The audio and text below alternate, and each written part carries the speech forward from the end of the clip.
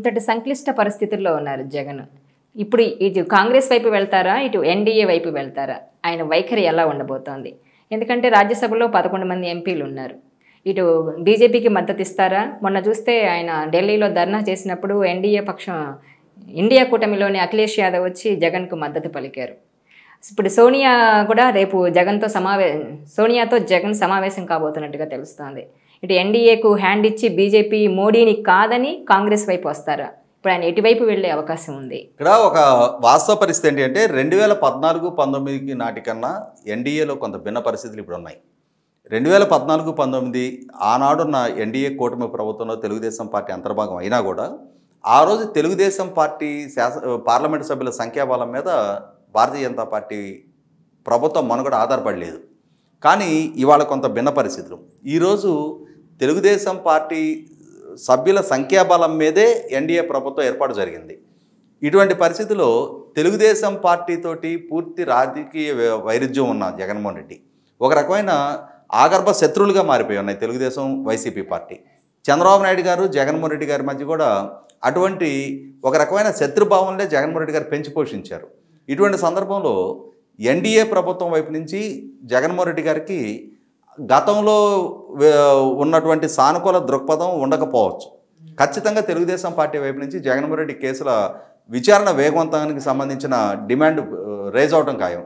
అదే సందర్భంలో ఇప్పుడు సాహసించి ఇండియా కూటమి వైపు ప్రయాణం చేసే అంతటి ధైర్యం కూడా జగన్మోహన్ రెడ్డి చేయలేకపోవచ్చు. అంటే ఇండియా కూటమికి నేను బాహాటంగా మద్దతు ఇస్తున్నా అని చెప్పని. అంటే ఇక్కడ ఒక వార్త ఏంటి అంటే మనం దీంట్లో ఆలోచించుకోవాల్సింది ఎన్డీఏ ప్రభుత్వానికి వ్యతిరేకంగా చేస్తున్న నిరసన కాబట్టి దాన్ని ఇండియా వర్సెస్ ఎన్డీఏగా పరిగణించి ఆ రోజు అఖిలేష్ యాదవ్ వాళ్ళు వచ్చి పాల్గొనడం జరిగింది తప్ప జగన్మోహన్ రెడ్డి ఏంటి, అతని చరిత్ర ఏంటి, అతని ఆలోచన విధానం ఏంటి, అతని మీద ఉన్న అవినీతి కేసులు ఏంటి, అతనికి ఉన్న జైలు జీవిత చరిత్ర ఏంటి అనేది దేశంలో ఉన్న రాజకీయ నాయకులకు అందరికీ తెలుసు. కాబట్టి జగన్మోహన్ రెడ్డి కోసం వచ్చిన మద్దతుగా దాన్ని మనం పరిగణించడానికి వీల్లేదు. ఎన్డీఏ వర్సెస్ ఇండియాగా దాన్ని భావించి రావడం జరిగింది. ఇదే సందర్భంలో ఖచ్చితంగా జగన్మోహన్ రెడ్డి కొన్న ఇప్పటివరకు నడిచిన హానీమూన్ పీరియడ్ ఇక ముగవటం ఖాయం.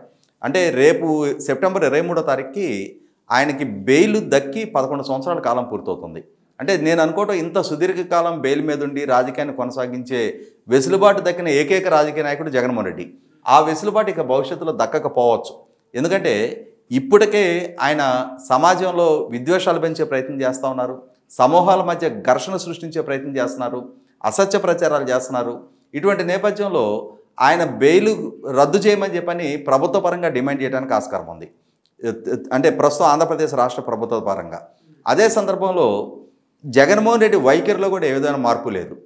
ఆయన అదే విద్వేష రాజకీయాలు, ప్రాంతీయ విద్వేషాలు, కుల విద్వేషాలు పెంచే రాజకీయాలను ఇప్పటికీ కొనసాగించే ప్రయత్నం చేస్తున్నారు. ఇటువంటి పరిస్థితిలో ఖచ్చితంగా ఎన్డీఏ కూటమి నుంచి కొంత సంక్లిష్ట పరిస్థితి ఎదురవుతూ ఉంది.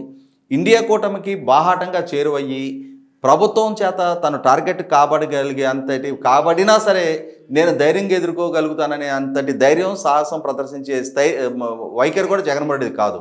ఒక రకంగా అంటే వాళ్ళ పార్టీ, వాళ్ళ సోషల్ మీడియా, వాళ్ళ వ్యూహకర్తలు ఆయన ఏదో పోరాట యోధుడిగా చిత్రీకరించే ప్రయత్నం చేశారు. కానీ చాలా పిరికి వ్యక్తి జగన్మోహన్ రెడ్డి. పిరికి వ్యక్తి కాబట్టి మనం చూస్తున్నాం కదా, ఆయన పర్యటన సందర్భంగా బ్యారికేడ్లు, పరదాలు, వేల మంది పోలీసుల పహరాలు, చెట్లు నరికించటాలు. ఈరోజు కూడా ఈ దేశంలో ఏ నాయకుడికి లేనంతటి కట్టుదిట్టమైన భద్రత, ఆయన ఇంటికి 30 అడుగుల ఇనప ఫెన్సింగ్లు, ఇవన్నీ చూస్తేనే అతను ఎంతటి పిరికోడో అర్థమవుతుంది. ఇటువంటి పరిస్థితిలో బాహాటంగా ఇండియా కూటమిలోకి వెళ్ళగలిగే అంతటి సాహసం జగన్మోహన్ రెడ్డి వైపు నుంచి తీసుకుంటారు ఇప్పటికిప్పుడు అని చెప్పని నేను అనుకోవటల్లా. దానివల్ల ఎదురుకాబోయే పరిస్థితులు, పరిణామాలు ఎదుర్కోగలిగే ధైర్యం ఆయన దగ్గర ఉందని కూడా నేను అనుకోవటల్లా. ఖచ్చితంగా ఆయనకైతే గతంలో ఉన్న సానుకూల వాతావరణం ఇక అంటే ముగిసినట్టుగానే ఆ అధ్యాయం ఇంక ముగిసిపోయిందనే మనం భావించాలి. ఈ వీడియో మీకు నచ్చినట్లయితే please share, like and subscribe R24 Telugu.